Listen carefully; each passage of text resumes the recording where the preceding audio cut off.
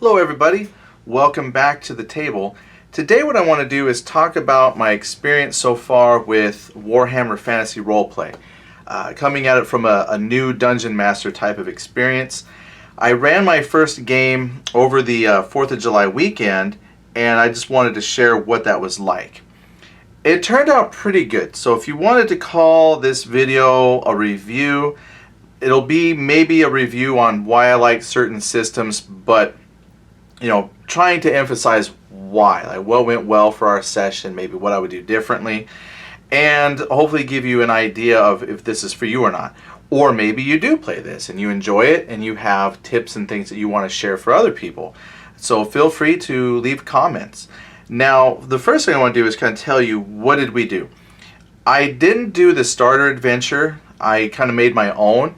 We only had a few hours to play, so I thought of something we could accomplish in a couple hours. We had other things to do that weekend.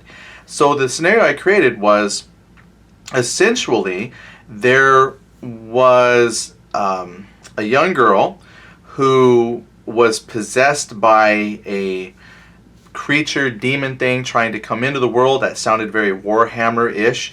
And I would say that was my first challenge, was getting something that felt grim and perilous with maybe, chaos, gods, things like that. So we had a little possessed girl, and her mom was at a trading post that was being set up outside of Ubersreich, which is like the starting area. So the heroes, we made characters. So we didn't use pre-gen characters. So their first task was to make characters. So let's pop into that real quick. So if we're going to save a girl, we need heroes. Now, character creation turned out to be a lot better than what I first thought. When I first kind of read through the rules, it felt like there was a lot to this. Actually, it's a very simple process. Now, the couple ways that you could do this, which you might be familiar with, is you can either roll dice, which will give you a random species, then you can randomly determine your stats or do a point-buy system or rearrange them. So that this gives you a couple options. Now, the reason you need to decide on which option to use is because based on what you take, you're going to get bonus experience points to spend on character development. For example, if you randomly roll your species, you're going to get 20 experience points that you could spend later on for character development. Great. Your majority of results are going to be a human because it's on a percentile die. So 0 to 90% is human, and that's what my wife, I ran this for my wife and her friend, and our friend rolled a human, and my wife rolled 100, so she got a wood elf, and they got 20 points of experience. Cool. First problem solved. Then we did stats. We moved on, and they all rolled for stats because we're used to rolling for, I guess they rolled class next. Yeah, so that was what we did next. We rolled class, and they rolled. They said they would just roll and take what they got. So our friend got a boatman, which we all kind of laughed, like, oh, okay, you went to boatman school and things like that. That's on the river folk, boatman. Yeah. And then my wife rolled I forget what she got. She had, now I can't remember what she got guard. So very basic kind of professions.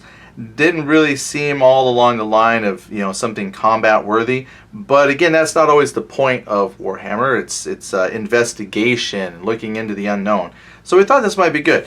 And those character classes work together because the idea was, if there's a settlement being created, the boatman character, one of their jobs was to help ferry things to the site of creation. And then my wife, who played the guard, her job was to help be a guard in the area. So that's how the two of them got together. Worked out pretty good. And then by rolling their profession, they got 50 extra bonus experience points to spend. They rolled their stats, because we're used to rolling that from things like, Dungeons and Dragons. So no problem there. They got 50 bonus experience points for that. Then, just following out, you filled in some of those characteristics derived, like for wounds, fate, fortune, resilience, and so on, got their movement. And if you just kind of follow the book, it just takes you straight on through what you need to do. Got to skills and talents. So there's a spot where it says they get a few to begin with. They get some character characteristic advancements right here, so don't forget that. You're going to advance 5 characteristics. Well, you get 5 advances to spend among your characteristics, and then based on your, I believe it's based on your advancement scheme. Find the 3 characteristics marked with your brass, silver, or gold background. And then it says you can allocate a total of 5 advances across these characteristics as you choose. So there you go. First of free things that you get that you might miss.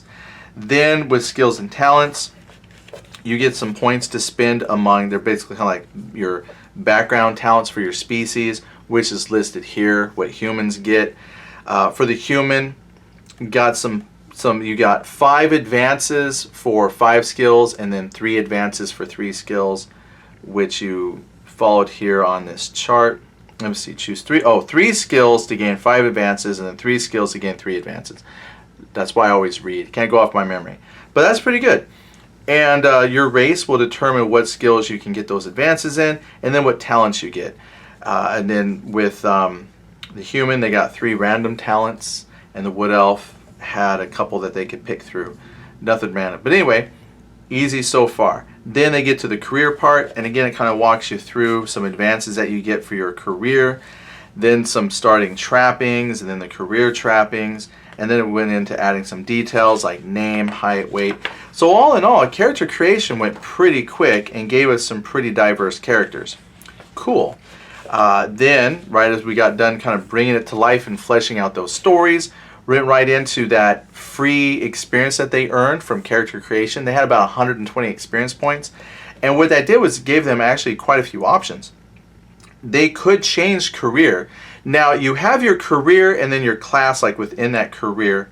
I think I might have that backwards. Class would be like the river folk, and then you pick your class within that, or career. I think career. So class is the main focus. So there's like the warrior class, and you can pick your career within that. But anyway, they got some options where they could advance skills or characteristics, or for 100 experience they could change with their career within their profession. So like they could go from boatman to river warden. They didn't do any of that. They kind of wanted to hold off on spending the experience until they kind of had a feel for what they wanted to do with their characters, because neither one wanted to stay originally. So like our friend didn't want to be a boatman his whole life, so he was looking at river warden. And then my wife was like, well, I don't necessarily want to be a guard, but was interested in like the warrior priest kind of a thing. So we just wanted to get a feel for the game before we spent all that experience. And that's it. So your character creation is a few pages, but it's not overly complicated if you just kind of read through it. Some of it's just background on classes. The only thing that was a bit of a challenge was just flipping later to the book to look up specific skills, what they mean, or talents. That way they knew what to pick. But those sections are clearly laid out in the book. In fact, after you look at your class, what I did to help things out was I got the PDF as well. So I just printed out the page for their class. So they were easily able to, look at different things and share the book. So it worked out pretty well. The only thing I will tell you that was kind of funny and weird, and I don't have it with me, but when I printed out the guard for that class so my wife could have that to read and look over, it printed the picture of the guard upside down. I'm not sure how else to show you. If I was thinking about it, I would have brought that. So it had the description of the guard, and the guard is actually flipped upside down. So when I first printed it, it took me a second to realize that that's what happened. For some reason, the PDF image is upside right, but when we printed it, it was upside down. I don't know. Weird. But that part was okay. So we got all the information we needed for their jobs. They started thinking about progression, maybe where they want to go with their characters. And then we got their skills, their talents as all part of the creation. And then from there, we just kind of hopped right into the adventure. And I'd say that's where the bulk of the talking will be, is not so much explaining the rules, but just kind of experience with the rules. So again, the adventure was they're at their little settlement where they're a guard and doing boat transportation work for, and they find a woman who's crying and visibly upset, and they go to see what's upsetting her, and she's like, well, nobody is helping me. And she's not being helped because the people are busy, building the fort, well, not the fortress, but building the outpost. They don't have time for a crying woman. But our heroes do. That's why they're heroes. And they find out that the daughter is in a coma. Well, neither of them are doctors, but they're more than happy to go see what's wrong. And as they go and inspect the daughter, they check her, and when they pulled her eyelids open, her eyes were just this milky white. So there's clearly something wrong, possibly beyond just being sick and in a coma. And they come to find out that the woman says, well, this all happened after we put a charm under the daughter. And then it was like, okay, why is there a charm? And that leads into, there was not far away a green light that descended upon a specific area. And they said, well, where's that area? And there was a tree that was forked, whoosh, and this light descended upon this tree. And then, where'd they get the charms from? Well, that was from a nearby witch who said the charms would offer protection. So then the characters had an option, go see the witch or go to the tree. Well, they wanted to go see the witch first because they wanted to know more about the charm. Well, that was the first thing they learned about the charms. Is my wife, one of her skills was the sight. As a wood elf, I think that was one of her options, and so she can see the magical aura. So she looked at the charm that was under the child and saw that it was glowing red with evil kind of energies, and the charms that were on some of the other villagers were like a blue, calm, peaceful. So they wanted to go see the witch and find out why the witch gave her a corrupted charm. So they go find the witch, and actually after talking to her, find out that they were all charms of protection, and using some skill checks, they were able to find out that the witch was actually just very honest in her dealings and trying to help the people, because she saw the evil light descend upon the tree and knew that it had something to do with a god trying to be resurrected by worshipers there.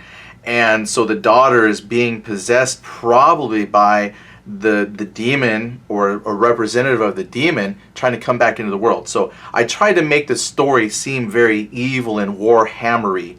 It seemed to work okay. And the mechanics wasn't too bad, because we did like some skill checks, which are rolling under your skill, or if you don't successfully roll under your skill, you want to roll better than your opponent. Because even if you fail your roll, there's a chance that your opponent might fail their roll more. So we did like an opposed check where they were checking, I forget exactly what skill they were checking, but it was against this possible deception of the witch. And easy mechanic enough. And I will say that's one thing, the entire game so far is driven by percentile dice. These are the percentile dice that come in the starter set, and that's what I used for the entire encounter, with just those 2 dice. And then each of the players, they had their own percentile dice. So, you know, kind of missed having die 4s and die 6s, and I've got lots of dice just floating around here, dice bags, die 4s, die 10s. I've got dice for days, and it's no longer needed. So a little sad that I just got percentiles. So we made that work. Well, as we went through, give you another page to look at here. As we went through the adventure, after they found out from the witch that the charms were actually supposed to be for protection, and the red one must be corrupted because of the evil influence of the light that came down, they decided to go investigate the tree. As they approach the tree, they find a cultist. And what I did was, from the back of the book, again from the PDF, I just printed out the part I needed. I did a copy paste of the part from the PDF of the creature I wanted, pasted that into Word. So I ended up printing out some giant rats, a cultist, and I think a skeleton. So it was like 3 things I printed out. And I used that so I could have the stats and description in case I needed it. And then we went from there. So they approach the tree. They find a cultist who is a flagellant, not a flatulent, but the people that whip themselves with the chain whip things. And as they approach the cultist is kind of has their back to them, and he's facing this tree where it has what looks like a door in the tree. And so they get close enough to the flagellant that the main character approached them and said, "Hey," and was going to poke him with their stick. And the flagellant, who's all got torn robes and is bloody, turns around and has that same milky white eyes, and then opens his mouth to scream at him, and then like a whole bunch of bugs come crawling out of his mouth and stuff. So clearly this guy is got problems. and they end up fighting the cultists. So the way combat works, again, very simple. Roll your percentile, compare that to your attack score. I rolled a 99, so that's a horrible, horrible roll. But again, it's compared against who you're attacking, their attack. So because it means they get to parry, and there's a chance that you could roll really well on your score and your opponent roll really badly, and you take that difference of rolls as a success level. So if your skill is a 30 and you roll a 20, you subtract the 10s from the 10s, and that kind of gives you a success level. So if you had a skill of 30, rolled a 20, that's a success level of 1. And then your opponent, let's say their weapon skill was 20 and they roll a 50, they have a -3 success level. And so that grand total of difference between your success or failure is a 5. So that's like 5 damage you could add to your attack roll, which means you could still fail your attack roll, but your opponent could do even worse on their defense roll, so you could still hit and do some damage. And I thought that aspect is kind of neat. So it's not just simply like, it feels like a lot of games like Dungeons and Dragons, for example, you just fail. If you need to roll an 18 to hit and you don't roll an 18 with bonuses, you're done. But here you could potentially still fail your roll, but your opponent could fail even worse than you. And that was actually kind of cool. So that gave some degrees to the damage you could roll as well. That was the first challenge for me. Having not played before, your characters have 12, maybe 10 hit points. That's the perilous part. Your characters could die real easily. If your creatures, for example, like a Hydra, okay, they're not going to fight a Hydra right away, but the Hydra has 68 wounds, has a weapon skill of 45. Weapon skill isn't that terrible. They got a toughness of 55, so that means they can soak like 5 points of damage, and then if they have armor of 3, it's going to take a lot to hit a Hydra. But now, if we go and look at a zombie, for instance, 12 wounds. That's around what a character has. The weapon skill is a lot worse. They have a 15 weapon skill. That means a lot of times the zombie is actually going to miss. I'm okay with that because I don't want the characters to die right away. But if the zombie hits, his damage is weapon plus 7. So essentially he does 7 points of damage, maybe add in the strength should be added into that. So he's going to do 7 points of damage. Well, unless your characters have some armor, they're mostly going to subtract just their toughness bonus. So they're still going to take like 9 points of damage, or in this case, 4 points of damage. So after a couple of hits, they're probably going to go down. And that was the scary part. I didn't want to just kill them right away, but I didn't want to make it look like a cakewalk. So we fought basically one creature at a time to get a feel for combat. Luckily, on behalf of the characters, they rolled really, really well. My wife actually did 12 points of damage to the first cultist we found, and when we reversed the die roll to see the hit location, it was in the head. So I just said, well, you just swing right around and chop the cultist's head off. Trying to see if I could find the cultist listing in here. But yeah, they easily took out a cultist, and at that point I was like, oh, well, combat isn't as deadly as I thought it would be. Well, then they were left with how to get into the tree. So my first thought for me was they could pick a lock on the tree because it had built into the tree itself had like these natural hidden doors, something like what elves would do, hide the door using the tree itself. Or they could just search the body of the cultist and get a key and unlock it. So, okay, easy peasy. We decided they were just going to burn the tree down. There was a cultist entry in here somewhere. But that's what they decided to do. They said, well, it's a tree and there's a door. Even though they found the key on the cultist's body, they said, we're just going to burn the tree down. So fast forward time, they burn the tree down, which then opens up, well, I'll leave the skeletons because we fought skeletons next. So then they burn the tree down, they go down into the tree, and I had a little cavernous carved out dungeon thing with pillars of desecrated gods, and at the very far end was a throne that had a skeleton sitting on it and then 2 skeletons next to him. And the idea was the skeleton would come to life if they try and interact with the throne that he was sitting on. And sure enough, one of the characters said, well, I'm just going to bang the throne. skeletons come to life. And again, not knowing how deadly combat would be, I had them just face 2 skeletons. So the king skeleton and then the skeleton on the other side came to life. The other skeleton on the other side was inactive. They fought 2 skeletons pretty good, but the skeletons hit, and the skeletons hit pretty hard because their damage is weapon 7, and so you got to make sure that it was like they did 9 points of damage when they hit the players, and the players had a shield. One of them had a shield, and then but they start with like a leather jack and a leather jerkin, so they get like 1 point of armor on their body. So instead of taking 10 points of damage, took 9, which left them with like two hit points. That's the perilous part. So for me, the challenge wasn't so much getting the mechanics down, it was how do I not kill the characters on their first outing? I understand that's probably very Warhammer-ish to kill first level characters, but it doesn't really lend itself to a lot of progression, because then it's like, okay, well, we'll just roll up new characters. And that wasn't something they were interested in.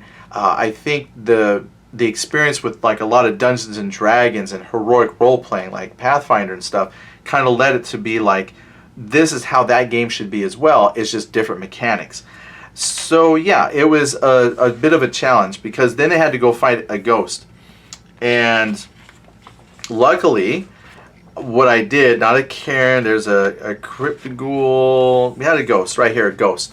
So what I did was, after they defeated the skeletons, they sat in the chair. So my wife, who had the magic sight, saw that there was a little bit of magic as a circle around the throne that the skeleton was sitting on, and then some magic emanating from where the hands rest.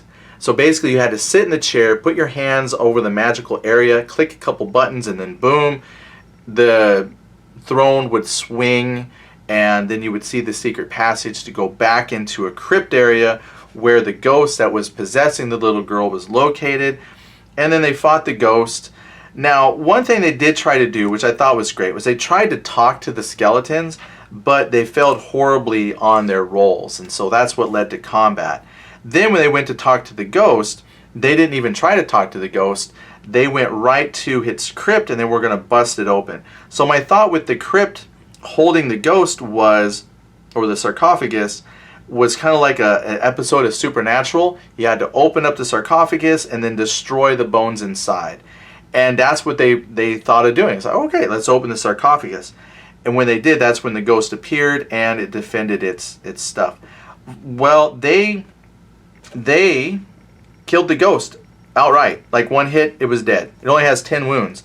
So part of me was like, well, instead of having one ghost, maybe I could have had 3 or 4 ghosts. Because again, the challenge, having never played before, and now that I see it, it's almost like any role-playing game, is how many creatures do you throw at the party, giving them a challenge, but not outright killing them so they don't want to play again.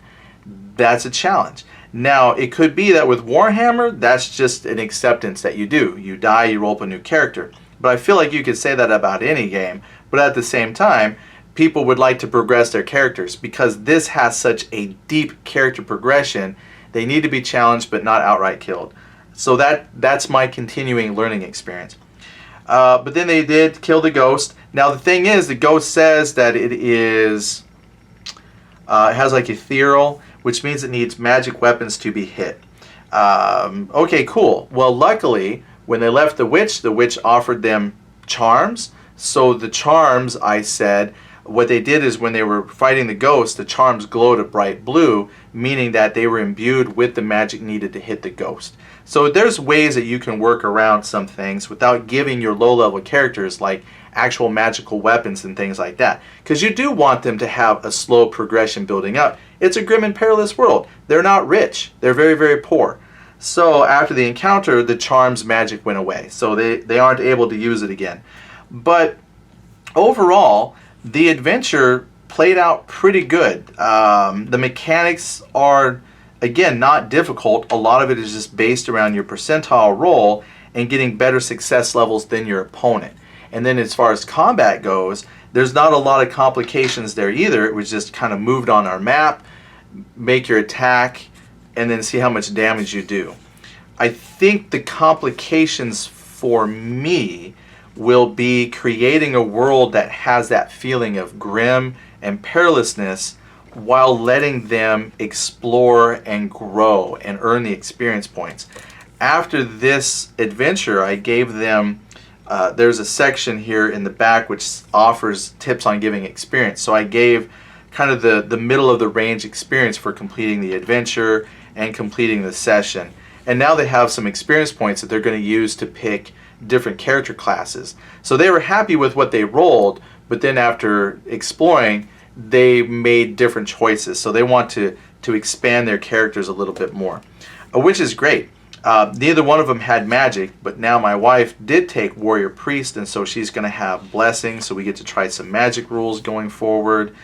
And then our friend did actually go from Boatman to River Warden, so just a little bit difference in combat. One thing that I was reading or watching some YouTube, it feels like if you were going to change classes in a previous edition, you also had to like purchase the trappings of the job you wanted.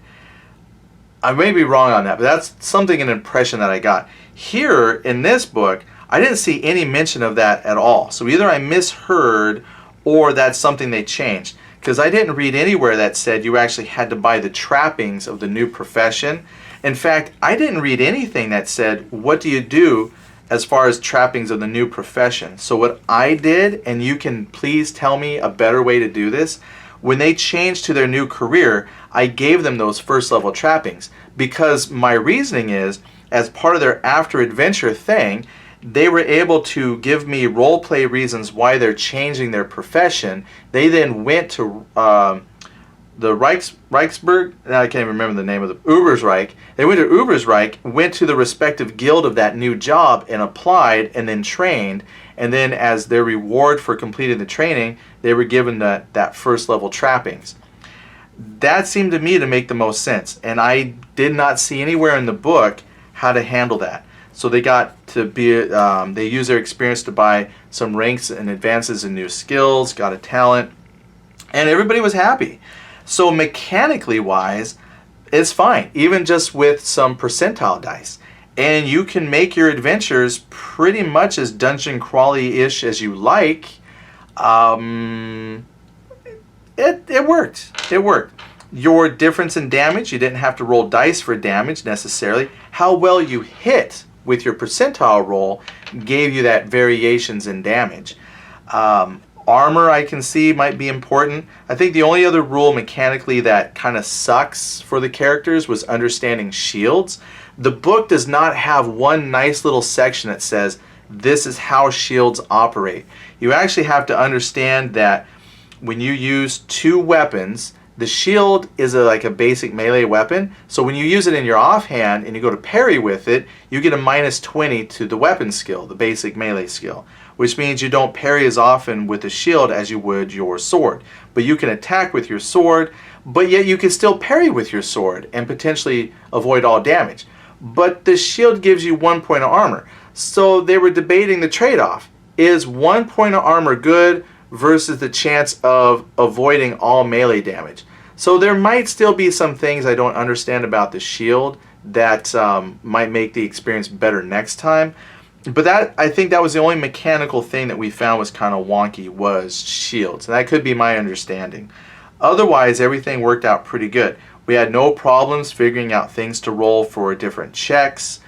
Combat went pretty smooth. It's not overly complicated. It's just, hey, I move, here's my action, I roll some dice. And what was nice was we didn't ever feel like it was just simply a matter of, okay, I rolled a die 20, I missed, next person.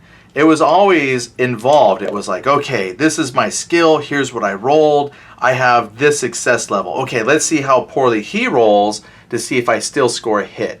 Oh, and that was a good mechanic, was the advantage. When you score a successful hit, you get an advantage, which adds 10 points to the next thing that you're doing.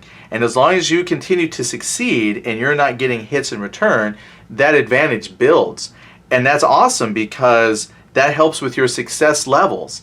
And that helps, that actually was a fun mechanic.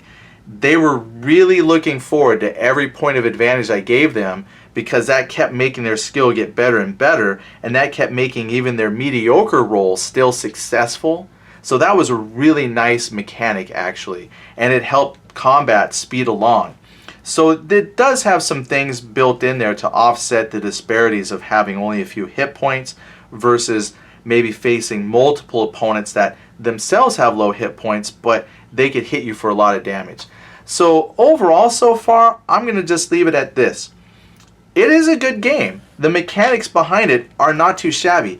I'm looking forward to actually making up another adventure for them to run on and see where else we can take the characters and maybe give them some more damage.